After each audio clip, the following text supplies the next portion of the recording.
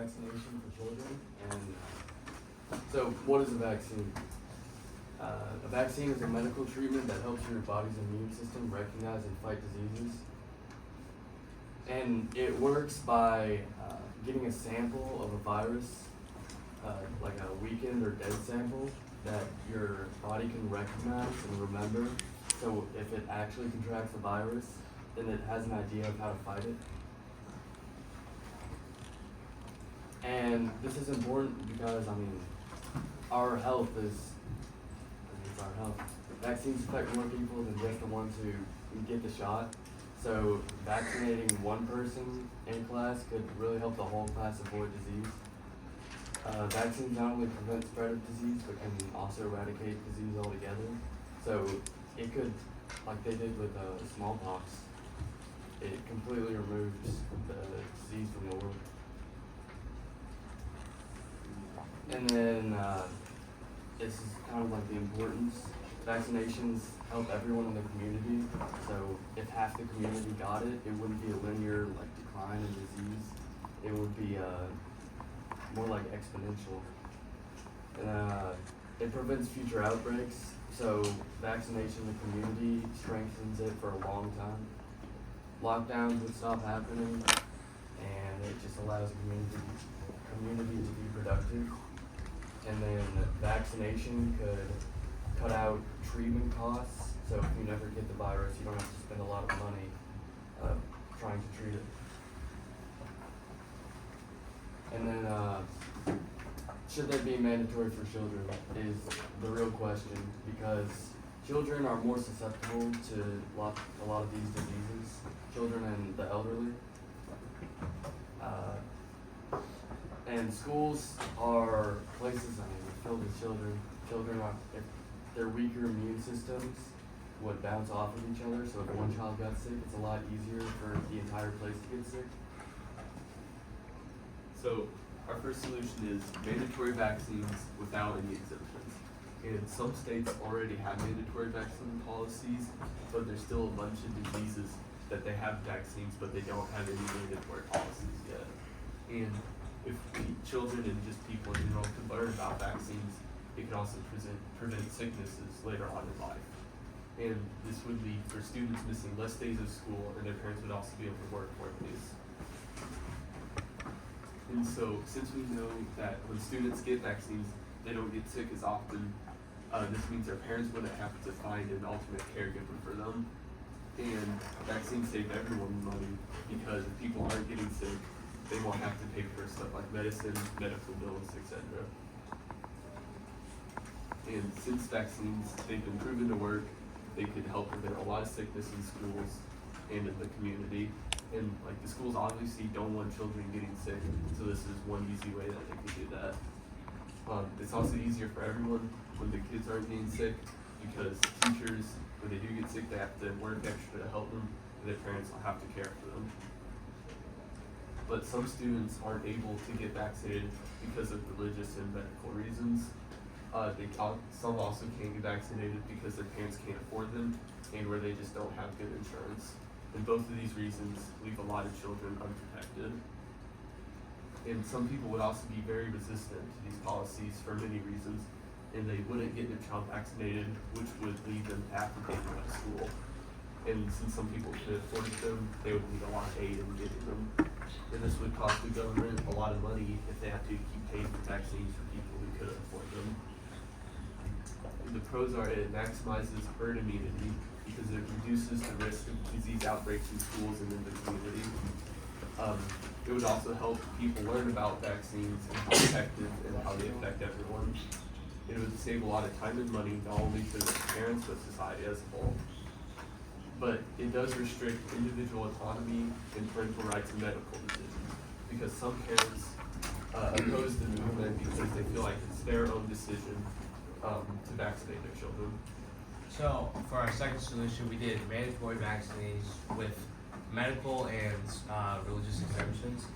Mandatory vaccines with medical and religious exemptions would be an effective solution. It would allow individuals to choose based on their religious views and what they feel is right to do with their own children, and also for medical reasons. This would allow for mass immunization without discrimination against the people who have these exemptions. The reasoning and evidence. People with a gelatin allergy can opt out for vaccines without gelatin. Gelatin often is used in vaccines that comes from cows and pig parts and in their tissue. In Islam, it's forbidden to eat any part of a pig or any animal that's considered haram to Islam faith. And in Hindu, cows are often a big taboo if you were to consume them. And so, as mentioned previously, many vaccines use a gelatinous base to implicate and protect the medicine and aid in the administration of the medicines. And communities of religions could have pockets of unsafe areas due to the denial of vaccines for religious excuse.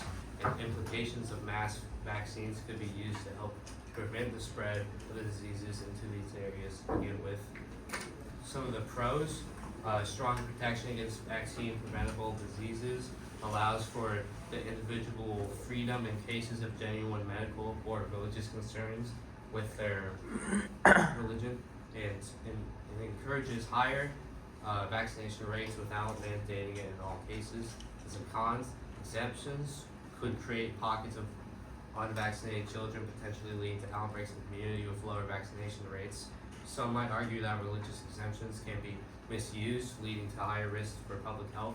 In a similar case, Harvard writer Jenny Samuels talks about the drug known as PrEP, P-R-E-P, used to prevent HIV. This case was used without religious exemption and violated Reynolds versus United States, which happened in 1883, which Reynolds was arguing his case of religious exemption. So for our third solution, it would be optional vaccinations, which is supported with education and incentives. So this means that vaccination will be voluntarily, but the government or other private groups would support vaccination through education campaigns or monetary incentives. So this solution aims to increase vaccination rates without mandating it, so it keeps the personal freedom, personal rights themselves. So evidence, so educational campaigns that provide clear and correct information about the benefits and safety of vaccines are needed to reduce hesitancy. And Dr. Ugary states that misinformation and lack of knowledge are the main reasons for anti-vaxxers and vaccine hesitancy. And then researchers conducting an experiment in the United States during the COVID-19 pandemic, they found that offering financial incentives increased vaccination rates. So the table that we have there shows that with incentives, it's a 4% increase in vaccinations. So some limitations and implications. Not everyone has equal access to education and might have less access to information. And offering incentives can be expensive, and the results do not meet expectations. The funding could stop for those education or financial incentives. So the two main countries that don't have mandatory vaccinations for children are China and India. And these two countries have some of the most illnesses, with India being in the top 50 of most infant and young children deaths. So the pros of this, first, it respects individual freedom and parental rights. It encourages voluntary compliance through education and positive reinforcement, rather than like forcing them with legal compulsion. So it can be particularly effective if backed by strong community engagement and evidence-based messaging. But the cons, it may not achieve high enough vaccination rates to effectively prevent outbreaks. And also risk of misinformation undermining educational efforts, and children in unvaccinated communities might still be at higher risk of exposure. So for our best solution, we chose a mix of kind of solution 2 and 3. We believe the mandatory vaccinations with both medical and religious exemptions is best for both community safety and individual rights. But we also want to incorporate the idea of government-funded education incentives to further promote the use of vaccines and to lessen the effects of misconceptions and misinformation on vaccines. The benefits of this solution include community safety, individual rights, and accurate information on vaccines.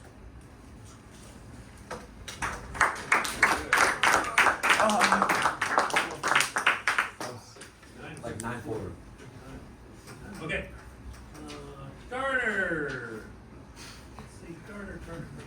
Tell me about Gavin's research. How did you all work that into your TMP about vaccination? Gavin did the social research, and we worked it into the solution too, which is the religious and medical exemptions. And socially, there are a lot of people who are discriminated because they do not have options to help alleviate the stress put on them by the trying to line up like certain medications with their religious views, and like or just trying to find a certain medicine that doesn't have the allergy that could kill them, so stuff like that. Okay. Jack, what if you had a fifth member? What lens or what perspective did they maybe add? So we have a fifth member. We would definitely choose the economic lens for them to research, because in our best solution, in solution 3, which I covered most about, it talks about government funding for financial incentives and also about educational programs. So we would need to look at how the economy could help fund those without taking too much money away from other organizations. Okay. Now what about Jack's research? How did you work that into the TMP? So Jack did the historical lens, Okay. and that kind of went into like the overview where we talked about how vaccines have been proven to be very successful, and he did a lot on that. And also for the third solution where we talked about the incentives, he talked about how in COVID, like when the government did do incentives, the vaccination rates went up, so that really helped. Okay, Gavin, of the other three, which one influenced your thinking about mandatory vaccinations the most? I think it was Jack's historical background because of there's a big history of vaccination in the United States, and vaccinating children is more of a new issue. And like with Jack's incentives, we saw